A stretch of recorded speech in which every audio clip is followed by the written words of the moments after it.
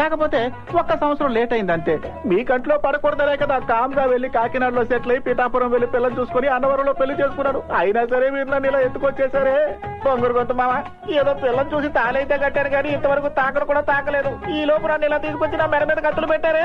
మీకు ఏమైనా న్యాయంగా ఉందా? ఎక్కడికి వెళ్ళాడో నీకు మాత్రమే తెలుసు, చెప్పు. చెప్తే వదిలేస్తారా బొంగురు గొంతు మామ? చెప్పు. ఎక్కడున్నాడో చెప్పేయమంటారా? చెప్పరా. వాడు ఫారెన్ లో ఉన్నాడు. అయ్యా నిజం చెప్పాడు, కృష్ణయ్య ఫారెన్ లో వెళ్ళొస్తాను. ఉన్నాడు. తెలివి తక్కువ ఫారెన్ లో ఎక్కడ? జాగ్రత్త తెగిపోద్ది. అయ్యా మీ మీసం మీద ఒట్టేసి చెబుతున్నాను, వాడు నిజంగా ఎక్కడున్నాడో నాకు తెలియదు. ఒక పని చేయి, ఏంటి? వెళ్ళి తీసుకురా. ఏమయ్యా పెళ్ళాం పిల్లలు ఉన్నారు కదా, మీకు అసలు మనస్సాక్షి అంటూ లేదా? మీసం మొలిచిన దగ్గర నుంచి నేను శోభనం గురించి ఎన్నో కలర్ఫుల్ కళలు కంటూ వస్తున్నారు. ఇప్పుడు నా కళలో కళ్ళలు చేసి నా జీవితంతో ఆడుకోకండి. అయ్యా నా కొడుకు నా దగ్గరికి వచ్చేంత వరకు నీ పెళ్ళాం మా ఇంట్లోనే ఉంటుంది. ఆ తర్వాతే నీకు ఫస్ట్ నైట్.